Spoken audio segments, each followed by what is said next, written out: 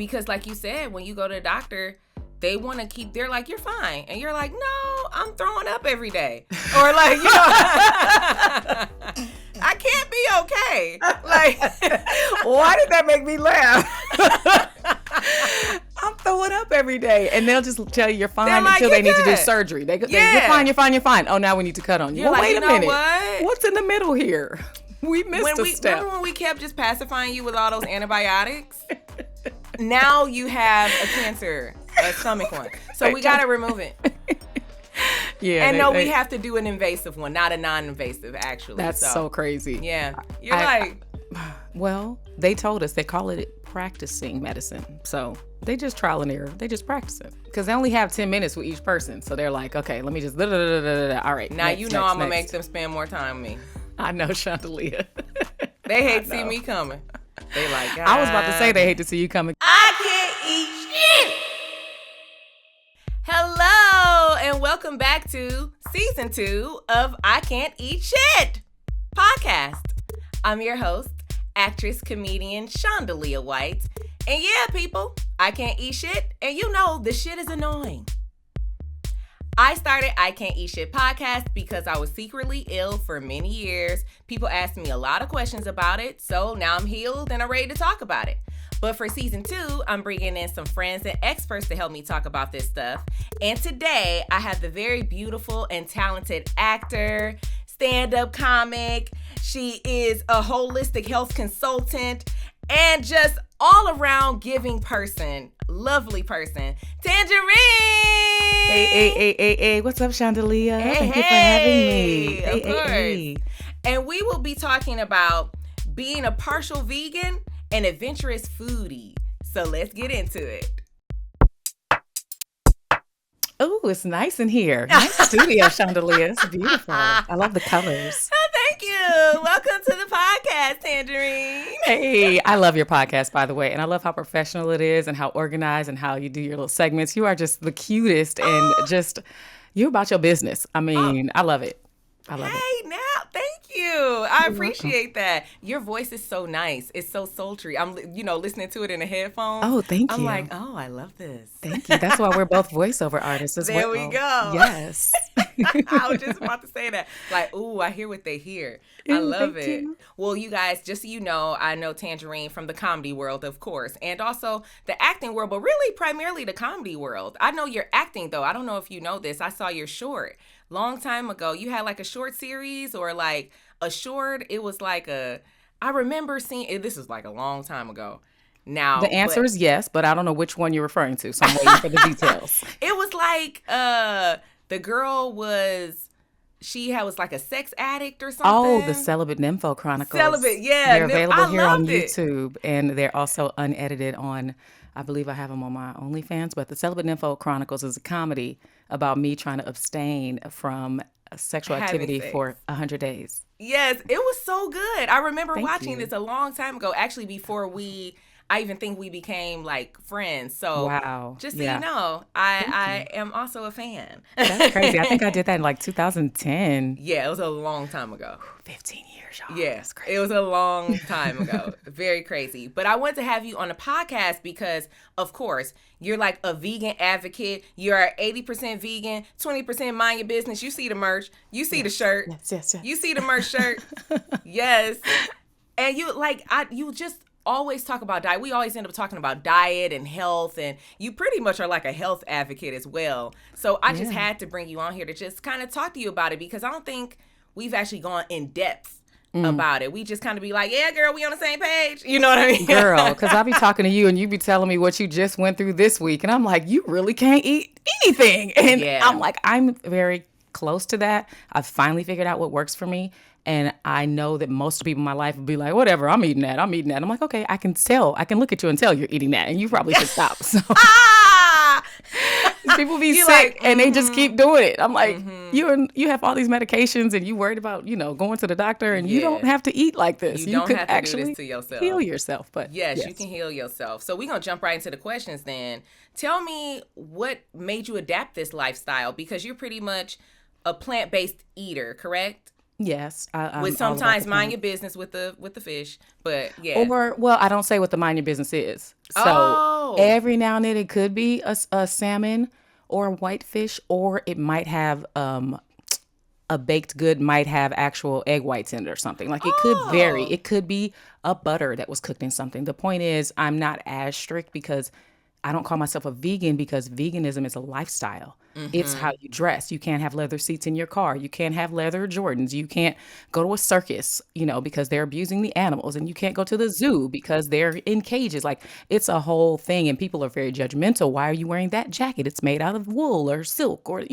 So I did it because more people have died from degenerative diseases than were killed in our slave trade. So we're doing it to ourselves. And I was like, well, let me reverse this in my family. So I talked to my family about it.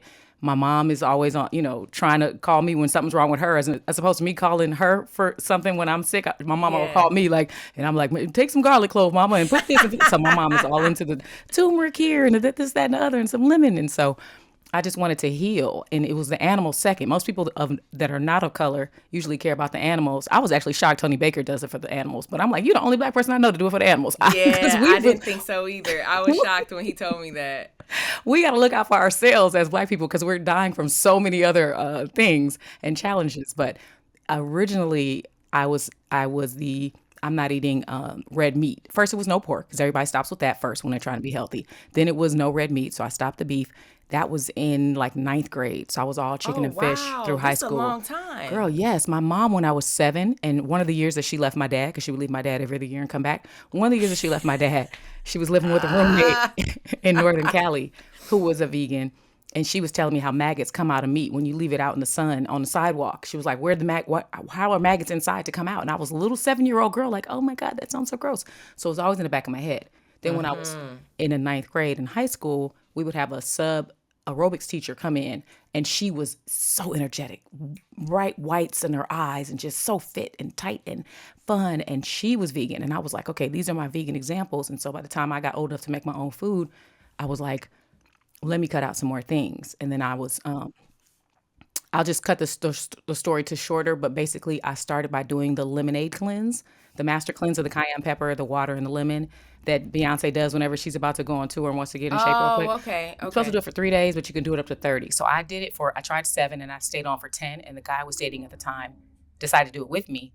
And in the middle of it, I said, you know what, when I finish this, I'm not going to go back to eating animal products. And he was like, what? That's a big step. And I was like, yeah, I think my body feels really clean. I've lost a lot of weight. I think I just want to stick to fruits, vegetables, grains. He was like, well, if you do it, I do it. So together we did the 10 days.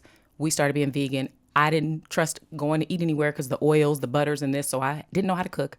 So I would call my friends and say, how do you make such and such? And then I would substitute the ingredients, and then he would pay me because he was on a TV show and he had a whole lot of money. So he would write a check and write catering in the memo line and pay me to cook for him. And so I would figure out how to make stuff vegan and cook it and drop it off at his house. And that was the beginning in the year, many, many years ago. That was the beginning of my veganism journey. Oh my gosh, I literally was going to ask you today because you have parties there where you literally are catering your own party. And I was like, have you been a caterer? I literally was going to ask you that because I'm like, this is a lot of food. It's hard to cook large batches like that. And you do it every single year, multiple times a year, right? Yeah, this past Thanksgiving was my 20th annual Thanksgiving celebration.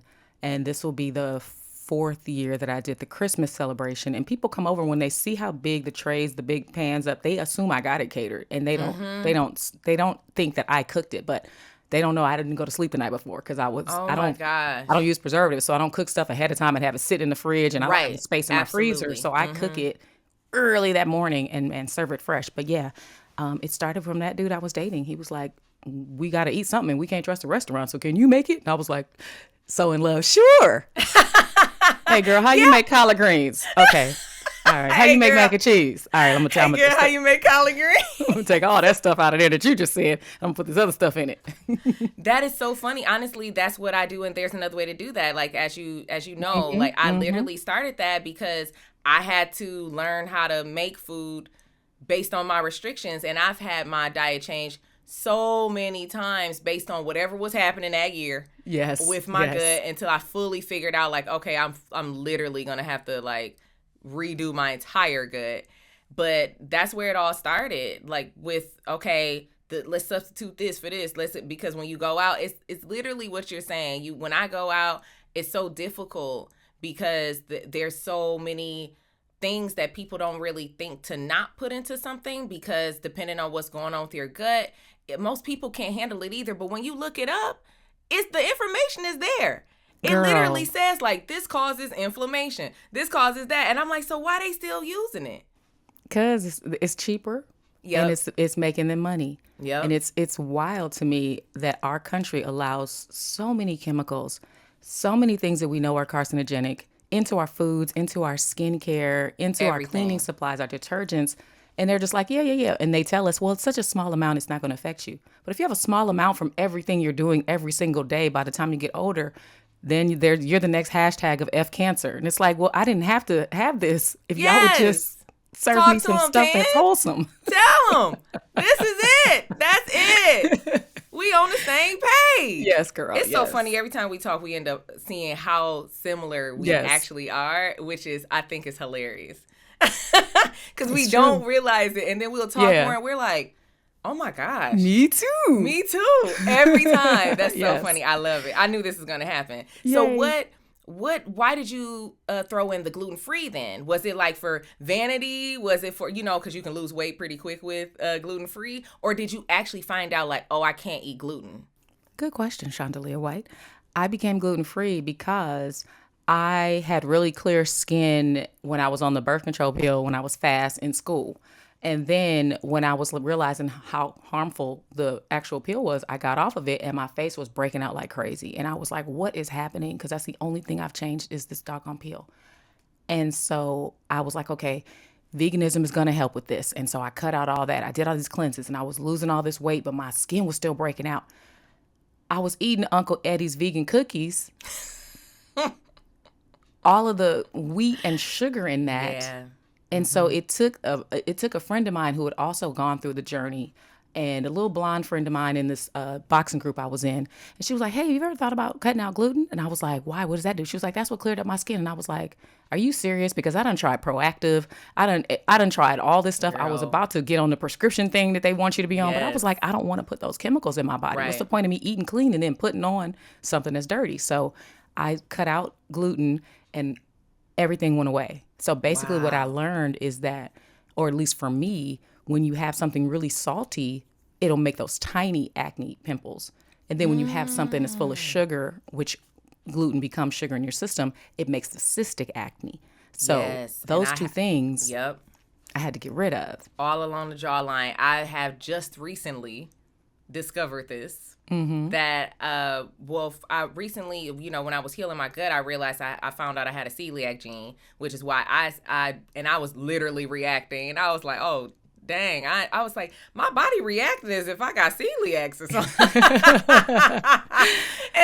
and when we did a little test, and they're like, yeah, you do have a gene, I just don't have both of them, so that's probably why I didn't have like the most extreme, but I was still having like severe. The more I ate it, I realized like I was having severe reactions where it would be like 3 days I'm down. I can't move.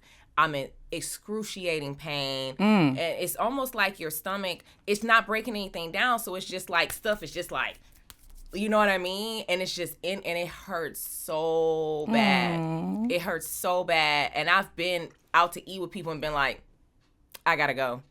Oh my God. Like, and they're like, are you okay? I'm like, nope. And I'm like, they see like tears and I'm just like, I gotta go. That's so sad. It was so sad. But thank goodness, one of my friends, when I was at lunch with her one time, she's the one that made me pay attention to it, because she was like, do you have gluten sensitivity? Because I thought it was gluten sensitivity. Mm-hmm. And she was like, or do you have like celiacs? And I was like, actually, I don't know. And she was like, you'll know the difference, because gluten sensitivity is not going to make you, it won't do the same things as what will happen when you have celiac. Mm-hmm, and it's not about to make you just like be crippled, basically. It's crippling. So yeah, I hear you. But the acne, I have been struggling with cystic acne, and all along my jawline, it was for so long sugar and gluten for sure. Like, well, I got rid of the gluten, so for me, it was the rest of it was sugar. Well, usually, because there's a face breakdown map of acne and why it's there, usually sugar is around the cheeks. Hormones are here. Oh, yeah, and the hormones. That was And, it. chickens and tofu and stuff might have more hormones than you need in it. And then around here is like breads. If you start to get them like in your temple, I don't remember what the forehead was. That one might be stress, but there's like face maps where you can figure it out.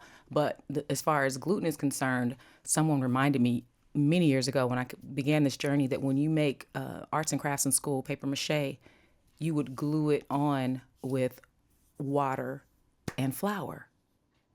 Glue, water, and flour, paste, pasta. You're changing the letter at the end from paste to pasta. So we're eating glue and wondering why we're bloated, wondering why it's not digesting, wondering why it's not breaking down, wondering why we're getting a stomachache.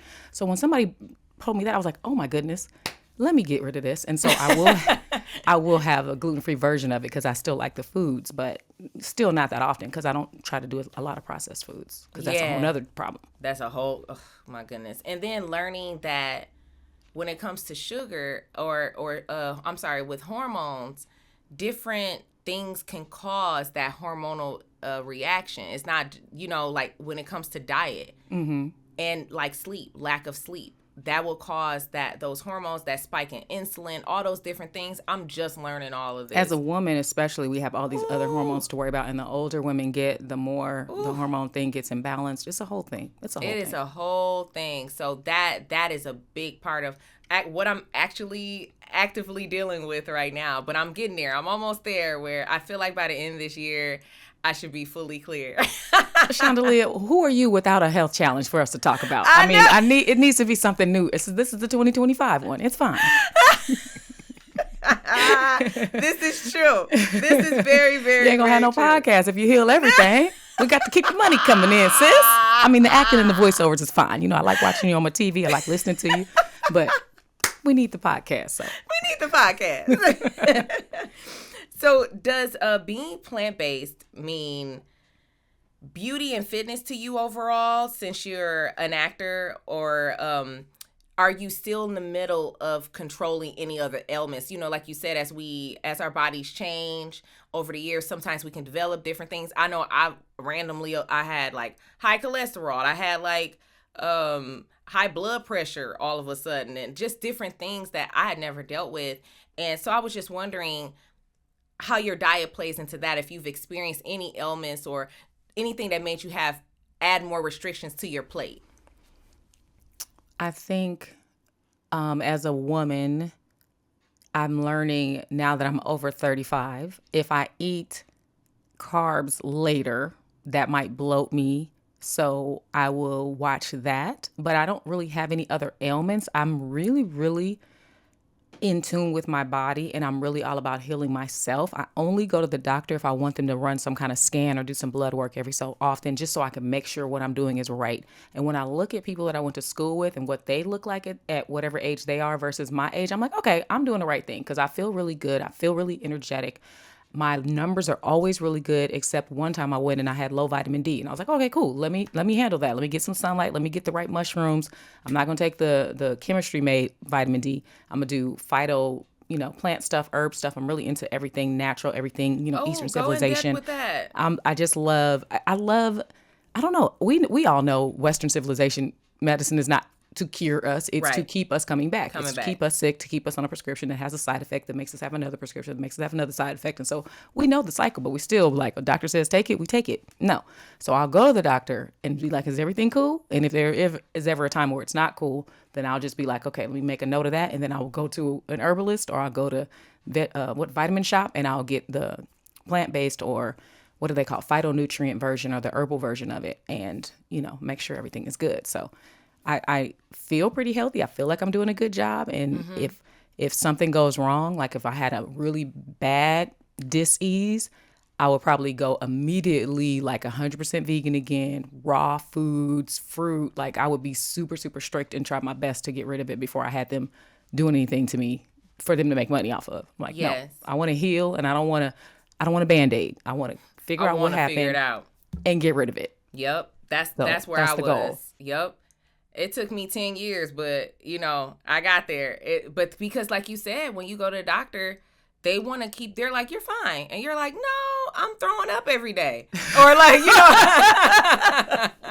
I can't be okay. Like, why did that make me laugh? I'm throwing up every day. And they'll just tell you you're fine until they need to do surgery. You're fine. Oh, now we need to cut on you. Well, wait a minute. What's in the middle here? We missed a step. Remember when we kept just pacifying you with all those antibiotics? Now you have a cancer, a stomach one. So we got to remove it.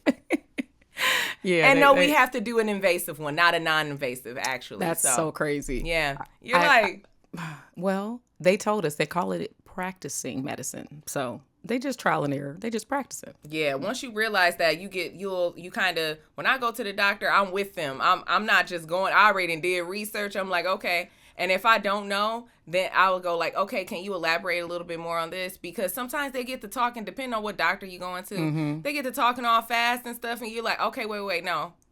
Hold on. Because they only have 10 minutes with each person. So they're like, okay, let me just, all right. Now I'm going to make them spend more time with me. I know, Shondalia. They hate to see me coming.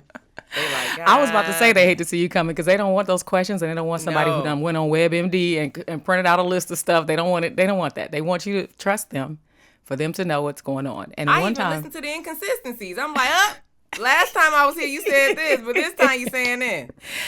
I do that for my mom, and when my dad was alive, I did that for him. I would be the one who was like, no, this is what you told us last time. And no, he said the other doctor told him he didn't need that anymore. The other told him, but you got to be that person because you got to look out for you. Yes. They got a bunch of patients every day. You're the only one who really cares about you and your loved ones, so you got to be the one paying attention. Yeah, that's funny. I used to do the same thing when my dad was alive. He used to be like, Shondalia, this is not a debate. I'm like, but I'm not debating, but bear with me. Hear me out. Hear me out. You loved him. You cared. Hear me out. Like, he's like, always, he's like, no, everything is not up for, just listen to what we saying. I'm listening, but just hear me out. But hear me out. He's like, funny. You a child. A child who loves her daddy. Daddy's girl. Yeah, I was a daddy's girl. Okay. Funny. Do you have any people that are usually really supportive of your diet when you were making those changes? I know you had your, at the time, boyfriend that was like huge, where you had someone to really help you make that transition. Mm-hmm. What about Together, now? we did it. Do you feel like you have like support from friends or family or your husband now? Do you feel like, it makes it very easy for me to maintain this lifestyle? It's so funny you asked that. When I first started, it was more made fun of to eat the way that I eat. And there was only one or two companies that made a vegan cheese. And there was like one or two companies that made a vegan burger. And when I would go to my family's house on Thanksgiving, they would be like, oh, we got you something. It would be iceberg lettuce and ranch dressing. And I'm like, them dang on horrible salads that they think people want to eat. You don't even want to eat this shit. Why you think I want to eat this? Because I can't eat shit? That's why you think I want to eat this bullshit? No. So, exactly. So that's literally why I started my Thanksgiving 20 years ago, because my aunt, who used to host it for the whole family, when she passed away from pancreatic cancer, her sons tried to take it over, and they cook amazingly, but they just didn't know how to make any of the vegetables without meat or any of the mac without dairy. And so they just offered me, that one cousin who I love so much, he's like a brother to me if he ever sees this podcast, no shade, but he didn't know any better. So I was hungry, and I was like, you know what? I sat there stewing in my chair hungry, and I was like, next Thanksgiving, I'm cooking, and anybody who wants to come to my house can come to my house. Right. And I created Friendsgiving before it was a thing. Yeah. And I was inviting friends who are in the industry who couldn't afford to go home for Christmas and Thanksgiving. So I was like, you know what, for Thanksgiving, just come with me. It'll just be me, my mom, my sister, and all the homies from Hollywood, all the comedians, and, Ian Edwards and people like that. Back in the day, Rich Pierre Louis would come to my house on Thanksgiving. And then it just got bigger and bigger and bigger. So I had to learn how to make more and more food, because I had a little apartment. 30 people, 40 people would show up every Thanksgiving. I'm like, where are y'all all going to fit? They didn't care, because we had so much fun, and the food was, they said it didn't taste vegan. And so to answer your question, it's gotten easier because now more people are aware of veganism. They've changed the name from veganism to plant-based. But there's restaurants that have the options on the menu. My husband loves my vegan cooking. He's not vegan, obviously, but he would prefer me to cook every night. He loves my cooking. And if I leave it up to him, he will go get a bacon double cheeseburger and chili cheese fries. But if he's home, He loves the plant-based stuff that I cook. He loves my soul food, my pastas, all that stuff. So I definitely have support. Anybody who made fun of me, what I've noticed is they eventually call me back to ask me, how do I get rid of such and such? Yep. Why my cootie cat stink? What I got to do? Why my cootie cat stink? I can't get rid of this cold. I've heard it all. I've had asthma since I was a little kid. What do I do? Why is my kid sick all the time? You made fun of me, but when you come back and need my help, I'm happy to give it. And that's how I ended up being a wellness consultant, because I was reading so many health books about, okay, let me help my friend with this. Let me tell her what to take, and let me figure out why her son is doing this. And so I've helped people get their kids off of inhalers, and I had a friend who couldn't travel out of the country with his job because his cholesterol was too high. So I figured out what he was having for breakfast every day, and we balanced that with we eliminated that, and I recommended some other foods for him. He got his numbers down, and he called me so grateful, like, I can finally go. And I was just like, God. He was like, where do I send the invoice? I'm like, I'm not even charging people. I just want us to be healthy and happy. You like, just for the kindness. I'm like, girl, get that cash. my friend's son he had a runny nose every night and could not sleep at night because he couldn't breathe. And the doctor just kept giving him more and more medicine. And she called me one day sad, like, I don't want to keep giving my 7-year-old all this medicine. I don't know what to do. And I recommended some stuff for her to stop giving him to eat and things to give him instead. And she called me within a day and a half, like, girl, this is the first time he slept through the night in months. And my doctor never told me to eliminate any of those foods. I'm like, yeah, why would they? Bless. Why would they tell you that? They don't learn nutrition. They learn medicine. They learn a chapter of nutrition. Everything else is, how do I get them to take this medicine drugs, or this surgery? So she was so grateful. She kept asking me how to pay me too. I'm like, girl, no, I just want your son to be able to sleep at night, Bless. So people have gotten more receptive to it over the years, to answer your question the longest way possible. No. Look, I appreciate it, though. That's good information. And because I was going to ask you how you got into basically doing that holistic stuff. But like you said, you were just doing research, reading a lot of books. Or just calling me with questions. I think you have a natural calling for it, too. Thank you. I think you do. You probably are like a natural healer. And don't, you know what I mean? I bet it's in you, because it's just part of it. It comes with it. So, yeah. I think as women, if we tap into ourselves, our natural selves, we're nurturers and healers. That's what we're supposed to do. That was the whole witch hunt thing. Women who knew how to make a stew and a brew and a herb and give it to people and heal them, they were like, get her out of here. Yeah, something wrong She's with a her. witch. Hang her at the stake. But I think if we allow ourselves to really pay attention to our bodies, we can heal ourselves and be our own little witch doctor. Yes, I agree with that. I'm all about the witchy stuff. When it comes to the all of the herbs and the things, and because I'm all about the Eastern medicine, because that's basically what they're talking about, and it's pretty much what just everyone used to do all back in the day anyway. Yes. But like we're trying to have it kind of convert, but or at least meet us halfway. Over here. 1 foot in, 1 foot out. Just meet us halfway. At least let the insurance cover it. Girl, I used to take acupuncture. I'm doing that right now. Isn't it great? It's fantastic. It's been changing my life. I love acupuncture. I used to go to this lady named Cindy, and what I loved about her, Chinese as she could be, she was one of the only acupuncturists that I could find that would take insurance back then. But what she would do, because our insurance will pay a portion and then make you pay a copay and then pay the rest of it. She would keep running it through her and the chiropractor next door until you didn't have to pay anything, because she understood that our insurance companies was on that BS. And I was like, I would drive all the way to Westwood to go to Cindy, because I was like, thank you for understanding that if I have insurance, why am I paying anything? Yes. What? So she got her, she was like, her and the chiropractor next door, they would just hook it up. I'm like, thank you, Cindy. We ain't going to give you the location, because we still want Cindy to do her thing. Yeah, I'm not going to give you no more last name, none of that. But Cindy hooked it up. But I think now they allow it. Do they allow it now in health insurance? They allow some of it. Like, not all of it, but it's like a little bit. I just went and tried to get some of it paid for it, and it's not everything. And they don't pay for the herbs either. See, and that's like the main thing that's what helps. It is healing me. Yes, good. It is healing me. So I love it. I'm gonna jump into the vegan festivals that you go to, because you even invited me to some. I'm never able to go, but I will go at some point. Okay. I really do. And I'm not gonna be able to eat nothing, but I'm gonna go. I'm gonna go just for the experience. Don't say that. They have a lady. They have fruit and stuff there. We'll see. I'm very iffy. I usually get ill after stuff like that. So I'm like, nope. But I'll go just to be there. I understand. And I'll look like, oh, I love this. I would eat this. And I'll like take pictures of it. But I would eat this. Is hilarious. But I'm not going to eat it. I do not eat at food festivals. I am just like, ugh. And even though I used to love, like, one thing I used to love about any food festival was like the kettle corn. I loved kettle corn I'm talking about any street festival in Detroit.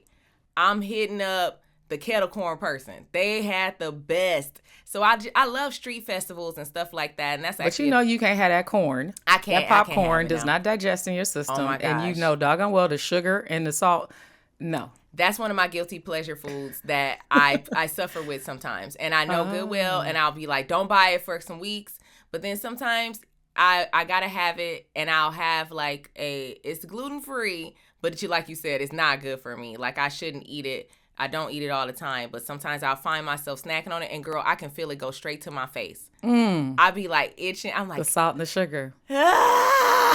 Shondalia, that's the thing. We have to let ourselves have a little treat every now and then so that we're not miserable. That might have brightened your day, but you know you won't eat the big tub of it that you might have eaten. I years can't ago, do it anymore. But you can taste it and be like, okay, that did taste good. Yep. All right, let me give the rest away to this little boy walking by so that I don't mess my body up. But a little bit here and there, just so that you're not super strict about it. But you know, when you're eating it, your guilt won't even let you finish a lot of it most of the time. You're not like, anymore. I know better. Yep, not anymore. You completely right. I do the skinny pop. The skinny pop olive oil skinny popcorn. Mm-hmm. It's just olive oil and salt, but I love it. And people be like, it's so plain. I'm like, but I love it. Don't let me get started on my kettle unsalted potato chips. That's yours? That's your guilty pleasure? Oh my gosh. No, that's not guilty because it's a potato chip with no seasoning.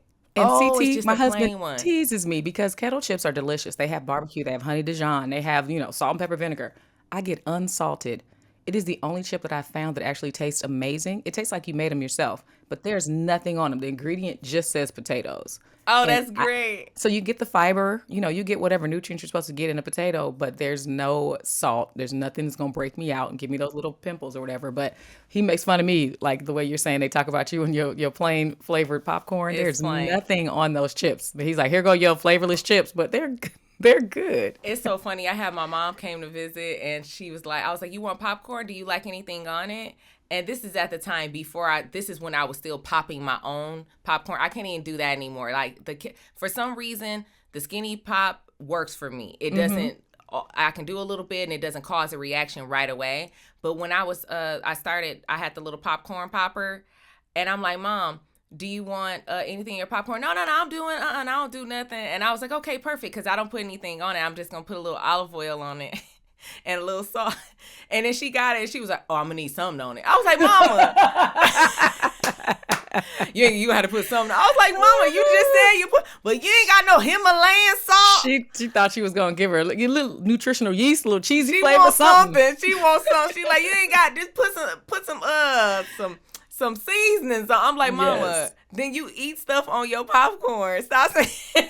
She was probably expecting how it tastes on the microwave popcorn because you don't put nothing on it. When you pull it out, it already has a flavor. You're right. Yeah, this not microwave. This is just this is like I bought the kernels and I'm throwing them in a blower and it's the air one too at that. Oh, so that's so healthy. It was super healthy. So healthy. So healthy. It was super. I can't even do that anymore. So I found the skinny pop and it's every blue moon guilty pleasure. But with the vegan festivals though, what made you get into like the vegan festivals? Because you've even hosted stuff with them, right? I have. What I know about myself is I love live events. I love live comedy, live music, live poetry, live sports, anything that's in person. And so I realized I love festivals because it's a live event. There's usually music playing. There's people, all around. It's just a good time. And so I heard about something called Vegan Street Fair years ago.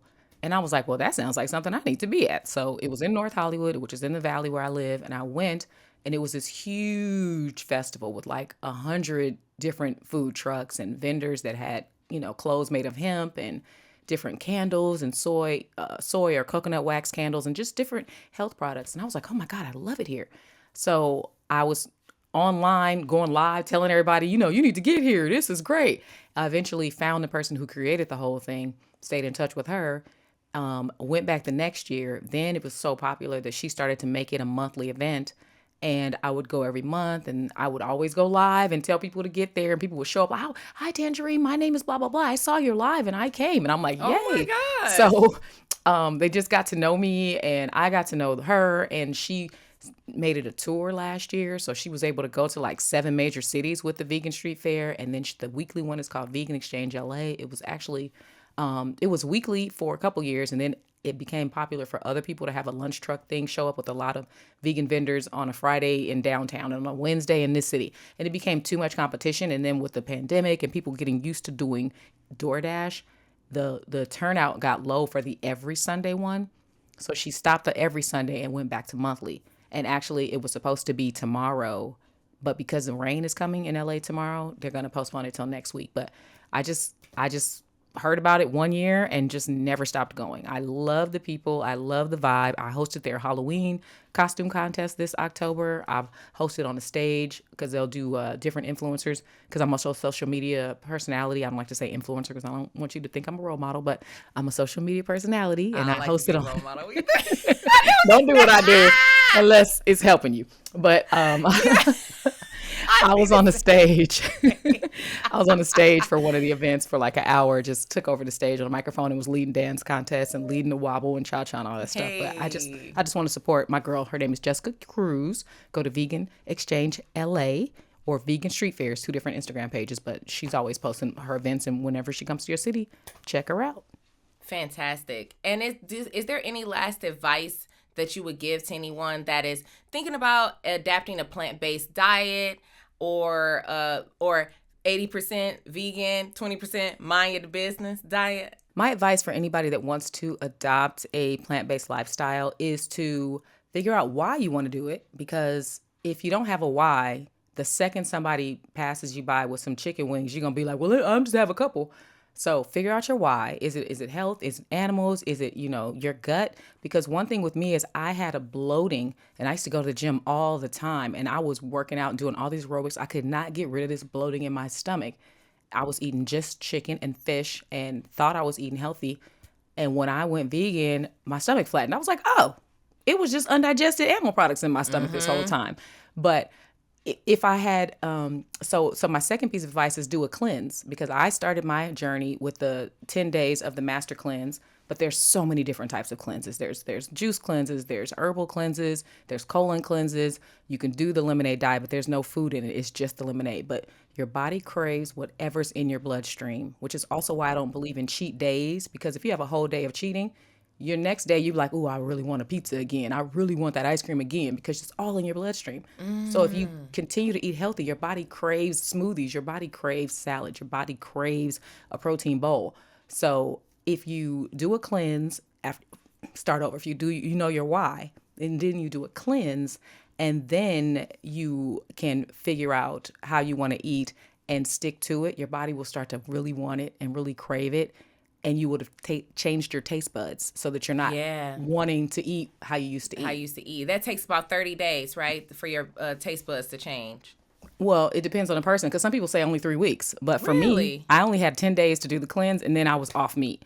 And because I had a partner. You're doing a full cleanse. I see. Because I did a cleanse. I wasn't eating anything. So most people get off the cleanse and like, I can't wait to go back and get a steak and potatoes and mac and cheese. And if I had done that, I would have been back to eating the way I was eating and weighing what I was weighing with the same illnesses or whatever that I was going to be creating.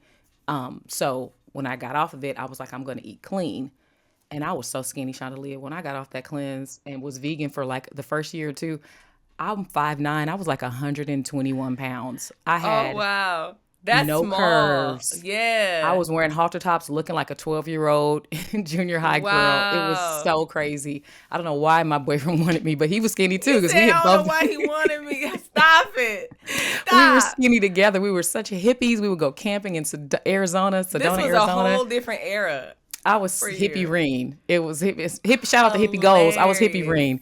But I started to eat like, brown rice and more bananas and different things to put the weight back on and got all these curves and all that. But Because now you voluptuous. Yeah. I'm so thick now, but I think that's because that's the 20%. Mind your business. Because I married a man from the Midwest, and then we would sneak off, and I would go get things that I wasn't supposed to eat. So there was a year where I was eating the big slices of cake from Ralph's at 2 a.m. because we was in Ralph's looking for food at 2 a.m. It wasn't vegan, and it was way too much sugar. And next thing you know, I needed to wear a Spanx for like a year. Now you a stallion. I was like, what is happening to me? But yeah, I'm back on my journey. Yeah, I hear that. Well, so much talk about food. We're going to move on to our cooking segment. There's another way to do that. This is There's Another Way to Do That, where I teach you how to modify recipes based on my restrictions. For season 2, I'm modifying dishes based on my guests. It's inspired by them. And today we're doing tangerine. So, Tangerine, what is one of your favorite dishes? My very favorite dish is vegan soul food. I love mac and cheese, yams, greens, some kind of vegan meat. That's what I normally make when I have my holiday parties. My second favorite is pesto pasta, and I make it with a gluten-free penne and a Italian sausage on top that is vegan. I do like a good one, like a tofurkey Italian sausage or something. I'll overcook it and slice it and put it on top. But that's one of my favorite things to eat, and it's hard to find a version of it where people didn't put dairy in it, so I end up making it myself. But I love it. I love eating it. What do people usually get wrong when they do try to make it, besides throwing in dairy? I had it one time with so much cream, and it was so creamy. I was like, this is soup at this point, sir. I want the pasta, and I want this to be a accent. The flavor should be an accent, not overbearingly. It was too light. It was too creamy. That's the pesto that was the creamy. Pesto sauce. It was just all over it. It was way too much, and I could feel it messing up my sinuses the next day. And I was like, I shouldn't have eaten this. But I try my best to buy it in different places. Like I'll go to a couple restaurants here in the Valley that make a vegan version of it, but it'll be dry. And I'm like, could y'all flavor this and put a little more sauce? So I'm like, you know what, Tangerine, this is your fault. This is why you have to cook yourself. Go in the house and make it yourself because you know how you want it and you season it. And I actually made it last week and I went live on YouTube and showed how I was making it. How you were making it. And Clayton had 3 plates of it. My husband had 3 plates of it that night. He was like, this is so good. I can't wait to eat this tomorrow. Trying to eat it the next morning. I said, boy, if you don't eat breakfast first. But that's one of the dishes I like. Why do do that? My husband does that too. He want to eat whatever I made him for dinner. He wants to eat it for like breakfast. I still want some of this. I'm like, no, because that's making my life harder. Eat breakfast food because that's easy. You learned how to make that when you were 7. You could do it or I could do it, but breakfast is easy. Let me get a break on dinner tonight because we're going to still have some left. Right. If you won't eat it up in breakfast. Right. Exactly. I heard that. And what are some of your favorite toppings or sides that you like to do with it? I like to make a vegan garlic bread. So I'll have like either a gluten-free bread or a sourdough that's like fermented because that's the only thing that I can digest. And most people, it's easier for you to digest fermented bread. I know your ass can't have no bread, so I'm not even going to say that. But that's what I put with it. I put a vegan with some cheese on it, like a garlicky, cheesy bread, because that's what I missed when I would be able to eat it back in the day. And a really good salad. I love a good salad. I think if people knew how to make a good salad, they would enjoy them and start to get that in their bloodstream and enjoy them much more. So I'll make a good salad to go with it. And it's a nice little balanced Yeah, I was about to say, a nice little balanced meal. Yeah. Ooh, I love that. How do you think I will do making my version of it? I'm going to make something inspired by this. So what do you think? How do you think I will do? I think you'll do a great job because you're actually a really good cook. From the things that I've seen you post, I'm like, okay, that looks really good. The presentation is nice. The bone I want to pick with you is that I don't get to taste the food that you're cooking. And I'm like, what kind of... I will give you some. What kind of cooking show is this? When you asked me to the show, I thought I was coming to your house. We both live in the Valley. I was going to be in your kitchen. We was going to be cooking together. I was going to get to eat the food when you was done. She checked me on it. She like, can I get the dish? What kind of cooking segment is this? Where you going to have me salivating, looking at you make it, and I don't get none of it? And we both live in the Valley. So can I be the one... guest that you have that we can meet halfway and I can get the food? Yeah, I'll make sure I make you a dish. I'll make you some of it for sure. Yes. It's supposed to be for me. It's inspired by you. You like this for me, all the food. I want my plate. Let's make break me a bread plate. together. Yes, let's break bread together. How about that? That's what. Okay, I'll do that. Yeah, I'll do together. that with you. Yes. So Shondalia and I did lunch. We're so Hollywood. Yes. We did lunch a couple weeks ago in front of a fireplace at a little cafe that all the Hollywood writers go to. It was so nice, and we both found things we could eat on the menu because she had to study the menus before we could choose what we was gonna eat. She was like, "Hold on, I got to tell you if I can find anything to eat there." And I was like, "I know."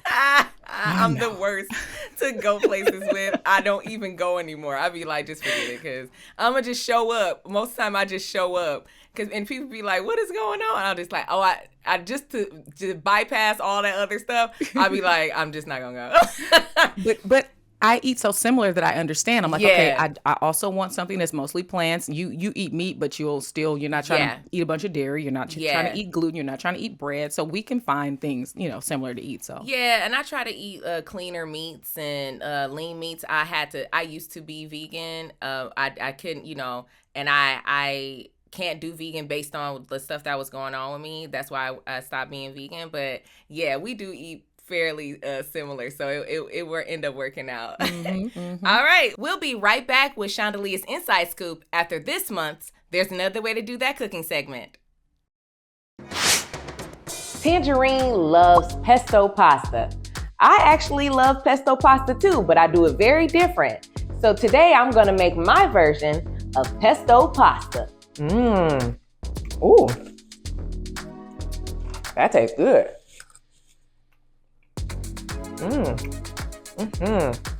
Oh, get your bread. This is Shondalia's Inside Scoop, where my life is a trivia question.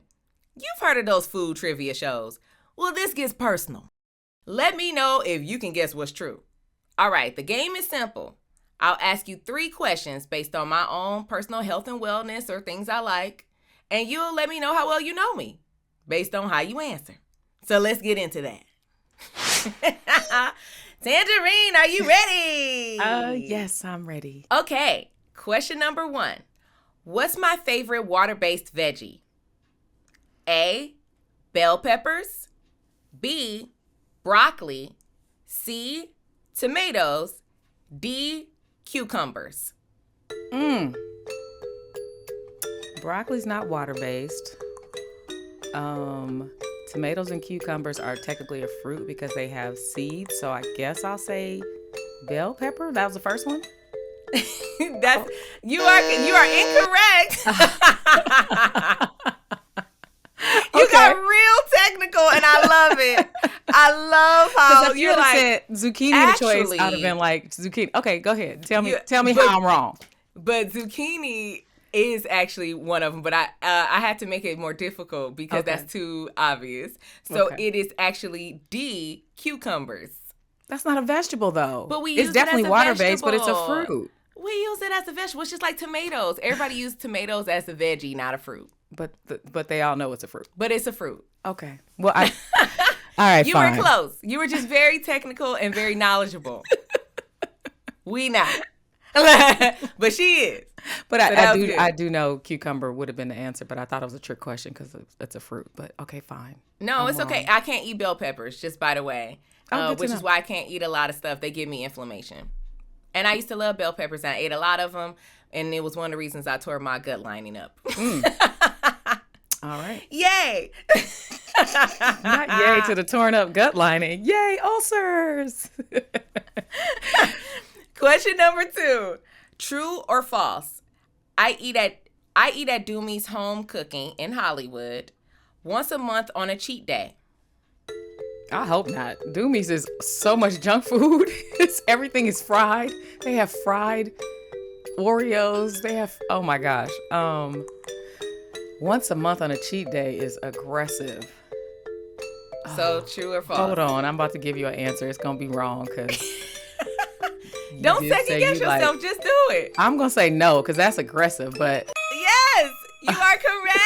They ain't gonna do me for that reason. I'm like, you already know these answers. You second guessing yourself. That's inside baseball, ladies and gentlemen. Doomy's is a vegan fast food place in Hollywood. It's a fast food place in Hollywood. Yeah, that's absolutely. open very late, but they don't even have a salad on the menu anymore. Everything is fried. Everything's fried. It's junk food, but it's good for people that like that junk food vegan stuff. Mm-hmm. But I can't. No, there's no way I can even attempt to go there. I will be good. like I'll be gone. All right, you're doing good. 1 for 1.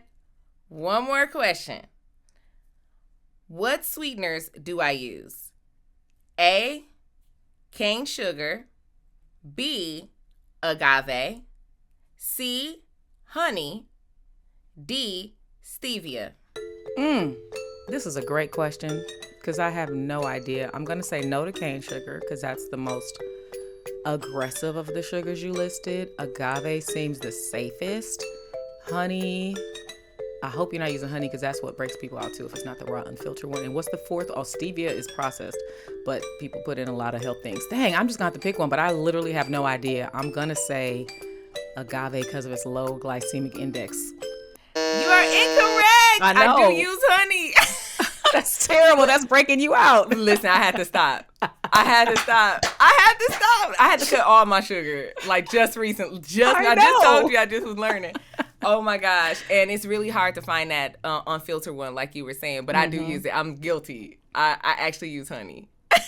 I had to learn the hard way because honey is already processed. Mm-hmm. By the time they serve it, it's almost like having regular sugar. If you don't find the raw unfiltered one that's kind of stiff. Oh, yeah. You know what? I did find some. You're right. I did start using, but we have both. Okay. I try to stick to that raw one, like you said, the stiff one, the raw unfiltered. And it tastes better. It does. And Manuka honey, which is much more expensive, is so healthy for you. Really? It's so good for you. Okay, it might be like $24 for a little jar, but you can find a cheaper version of it at Trader Joe's. But it's so good for, as a voice artist, it's great for your throat. It's great to put in your teas. It's great if you're not feeling well. It's very healing. I'll allow that, but you didn't say what kind of honey. You just said honey, and I don't need you. I don't want you having regular honey. Yes. Look, how Tanjareen on my game show telling me what I don't need to be doing. Because she's an advocate. She's an advocate. That's why. I love it. Tell me, girl. Because I just learned something. I'm going to go get that dang on honey. I am. I'm going to spend like $30 for this dang on honey. I'm only going to use it to warm up my throat. That's what I use it for. Exactly. I stopped putting it in foods, though. I'm at least that far. I'm in increments right now. Okay, good. It's baby steps. It's fine. Baby steps. Well, Tanjareen, unfortunately, was not ready to take a bite out of my story, y'all. She was not ready. She was very technical and very fun, but she just didn't deliver fully. Better luck next time. But you gave me some great tips. But she was giving some great tips, though, along the way, right? You're welcome. Check me out next time for another Shondalia's Inside Scoop. Let's wrap this thing up. I hope this episode gave you a little more insight into what it's like living that plant-based lifestyle and just like all around food education, because Tanjareen gave us a lot of little tips here. So I know you had to not know something because I didn't know some of the things, and I appreciate it. And like I always say, y'all, take care of your body so it can take care of you, or you're going to be dealing with a lot of shit. Tanjareen, thank you so much for joining me today. My pleasure. I've been looking forward to this. This was a fun conversation with friends. Thank you. It was so fun. Tell everybody where they can find you. Oh, find me on Tanjareen, spelled like this. And I'm at Official Tanjareen on Facebook and Instagram, and regular Tanjareen without the official in front of it for everything else. She has a plaque with it on there already. Not that I'm going to have it on screen, but you already prepared for the people that don't do this type of stuff. Oh, yeah. And it's also because I did it during the pandemic when I was hosting some of the live shows and stuff. But yeah, Official Tanjareen on Instagram and Facebook, regular Tanjareen on YouTube and X. And I just joined Fanbase because it's Black owned. I have a couple movies coming out this year on the All Black channel and on BET. One's called Hands, one's called Onyx. And I do a Marriage Go Round podcast with my husband every Wednesday live at 4 o'clock Pacific, 7 o'clock Eastern. Awesome. Thank you again for being here. This is so fun. I appreciate you so much. My absolute pleasure. Love you so much. Love you. This has been I Can't Eat Shit podcast. Thank you so much for watching and listening. I so appreciate you all. If you like what you saw and or heard today, go ahead and like, share, subscribe. I Can't Eat Shit Podcast on YouTube or wherever you stream your podcast. If you watch me, there's bonus material. There's another way to do that. My full cooking segment where I teach you how to modify recipes based on my restrictions. They're oh so good, so make sure you check them out. And for season 2, I have my guests doing their commentary along with me. And for Tanjareen's episode, she gonna get to eat some. Okay? You can also check me out on Instagram at I Can't Eat Shit Podcast or at Shondalia White. Thank you so much. I'll see you next time. I can't eat shit! I Can't Eat Shit Podcast is not a replacement for a medical professional. If you need help, seek out a trained medical professional, nutritionist, or therapist to help you with your specific needs.